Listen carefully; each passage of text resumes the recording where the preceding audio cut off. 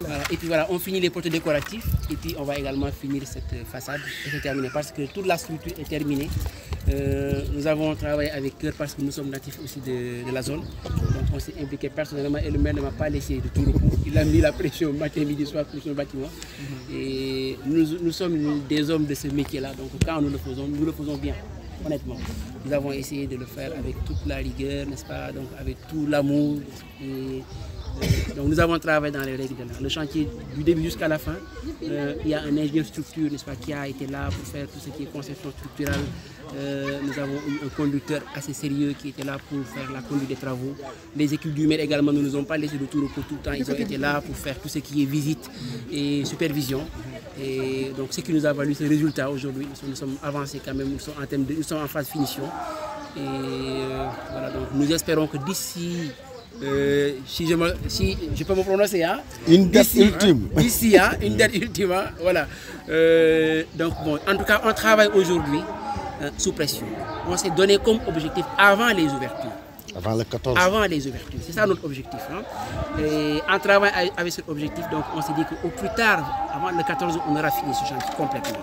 Quand je dis fini, c'est fini, nettoyé, livré. Et avec l'aide de ces ressources humaines du quartier, ça va nous aider à atteindre le plus tôt possible ces résultats. Est-ce que vous êtes prêt à ce que le maire engage une entreprise de consultants individuels pour voir l'état des travaux? Mais je pense que ça s'est fait même. Ah bon? Mais bien sûr, mais ça, au niveau de la mairie, là, nous n'avons pas été gâtés. Hein. Hein, il y a des équipes techniques qui sont là, qui nous ont fatigués. Je ne pense pas que si vous prenez un service extérieur... Aussi. Voilà, de la construction scolaire donc je pense que tout a été fait dans les règles dans ce chantier. Vraiment, tout a été fait dans les règles. Alors moi personnellement, je voulais voir en fait, un avant-goût sur voilà, l'esthétique. Parce que c'est ça qui m'importe plus. Parce que je suis sûr que, comme vous l'avez dit, j'ai voulu que ce soit une infrastructure durable. Oui, c'est ça. Qui pourra faire plus de 50 ans encore. Parce que c'était le défi que je m'étais lancé. En détruisant, en démolissant l'ancienne structure, on a vu que c'était véritablement très bien fait. Hein, ça a dépassé donc la 50 ans. Et mon défi, c'était de faire quelque chose de mieux en termes de durabilité, mais surtout en termes d'esthétique, en termes d'aménagement, d'espace vert, en termes d'inclusion surtout, parce que j'ai tenu également à dire que les personnes vivant avec un handicap, surtout enfants, ont le droit également d'accéder à cette infrastructure, parce que nous avons signé des conventions avec ces associations des personnes vivant avec des handicaps pour chaque fois qu'un édifice public est érigé par nous, on exige véritablement que ces rampes d'accès puissent être. Je crois que c'est ça qui sera important avant le paiement définitif. Sinon, ce sera des pénalités qu'on va déduire donc, du montant global pour l'offrir peut-être à quelqu'un d'autre qui va le faire. J'espère qu'on n'en arrivera pas là. Donc je voudrais véritablement, avant la rentrée scolaire, puisse offrir ces classes aux élèves qui sont longtemps en attente et qui, depuis le mois d'avril, attendaient véritablement que les classes soient disponibles. J'ai également cogité un peu sur la peinture. Je crois que ma marque de fabrique, c'est le gris et le blanc. À Pékin-Nord, tout ce que je touche comme réalisation, je mets gris-blanc, si c'est possible. Alors, mais avec la proportion du peintre, ils me disent que bon, le blanc est trop salissant, il faut opter. Ils m'ont proposé la couleur beige comme les autres bâtiments. Et c'est bien, mais je veux qu'il y ait une touche véritablement communale. En termes de... Le gris doit être très bien vu pour que les autres puissent distinguer ce qui existait avant et ce qui est en train d'être fait. Je veux beaucoup de gris, le blanc peut-être que ce sera à l'intérieur, avec d'autres griffes, motifs. Au niveau de la décoration, la façade décorative, on va essayer de voir comment. Je veux vraiment des motifs qui pourront distinguer le nouveau bâtiment offert par la mairie dans le cadre donc, du projet PACASEN, qui est un programme de l'État du Sénégal avec la Banque mondiale. Je crois qu'il y a 223 collectivités locales au Sénégal sur les 557 qui en bénéficient. Et nous, à Pékin-Nord, j'avais décidé que ce fonds-là puisse être investi pour l'éducation, pas pour cette année. L'année prochaine, ce sera pour le stade municipal de Pikine Nord. L'année d'avant, c'était pour l'éclairage public. Nous avons eu un éclairage qui entre dans le cadre même du décor urbain. C'est les lampes LED à 3 ampoules qu'on voit à Pikine Nord dans toutes les rues.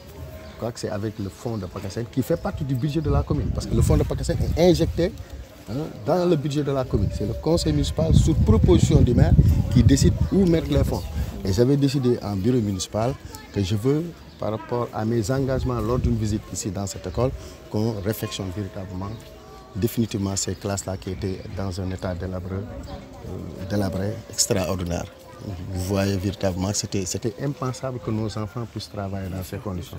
Mais n'ayant pas les moyens, ça a fait des années jusqu'à ce que le PACASEN vienne. Et là, j'ai sauté sur l'occasion pour dire, allons à l'école 9B pour refaire ces classes-là, mais en hauteur. C'est pourquoi ce design-là est extraordinaire. Si on refait la porte à ce niveau-là, je crois que les populations de Darou Khoudoss verront ce que la municipalité a apporté comme investissement dans le quartier. Et je crois qu'également, c'est provisoire. Oui, c'est provisoire. Voilà. Donc tout ce que vous voulez faire comme aménagement, l'espace vert, je crois que c'était le moment de faire. Il y a des bancs qui sont prévus. Mais les plantations aussi, parce que si on attend le 14 pour faire ces plantations, je crois qu'on peut commencer, surtout aux abords du dehors, et même à l'intérieur. Il y a des conseils qu'on peut vous donner pour avoir des plans qui peuvent entrer dans le cadre de l'école. Je crois que c'est pas mal. Avant de vous féliciter, je vous encourage dans un premier temps. Si avant le 14, les clés sont livrées, je déciderai si on va faire une inauguration officielle. Inviter par exemple le ministre de l'Éducation nationale et le ministre des collectivités territoriales, Omar Gueye. Parce qu'également c'est un investissement de l'État dans la commune de Pikine Nord, orienté par le maire vers le quartier Darou Khoudoss, principalement dans l'école. Je crois qu'il faut en faire une bonne cérémonie pour montrer ce que le président a pu décrocher avec la Banque mondiale qui aide de manière significative l'ensemble des collectivités locales bénéficiaires. Donc, nous en faisons partie, donc nous remercions le président de la République, le gouvernement, pour nous avoir donné l'opportunité d'avoir les moyens pour satisfaire nos ambitions dans le cadre de l'éducation. Tout le monde sait qu'on m'appelle maire champion en éducation, c'est vrai. Sur des subventions, sur des prises en charge, sur l'émulation au niveau des concours chez Gossou et autres, la prise en charge des examens et des corrections. Mais aujourd'hui, pour moi, ancien chef de cabinet du ministre de l'Éducation nationale en 2000-2001, vous me voyez ravi véritablement de pouvoir faire une infrastructure de cette trempe dans l'éducation. Et c'est à l'école 9, quartier Darou Khoudoss, où j'ai décidé de le mettre. Donc je voudrais remercier toutes les populations, les parents d'élèves, les directeurs, l'inspecteur de l'éducation nationale. Bref, je voudrais remercier tout le monde, ainsi que la presse en ligne qui est là, pour dire tout simplement, nous avons encore d'autres ambitions pour cette commune, pour l'ensemble des écoles.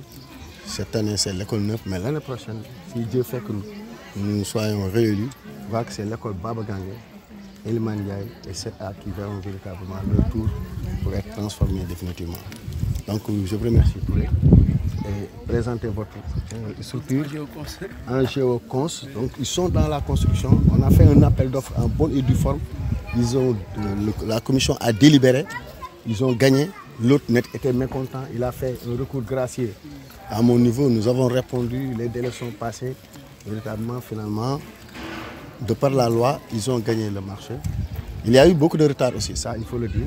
Donc, parfois, il était plus préférable de tolérer l'entreprise qui a gagné que de casser le marché et de faire également une nouvelle procédure pour un autre appel d'offres qui prendra également beaucoup de temps, au risque d'avoir la rentrée scolaire sans ces classes.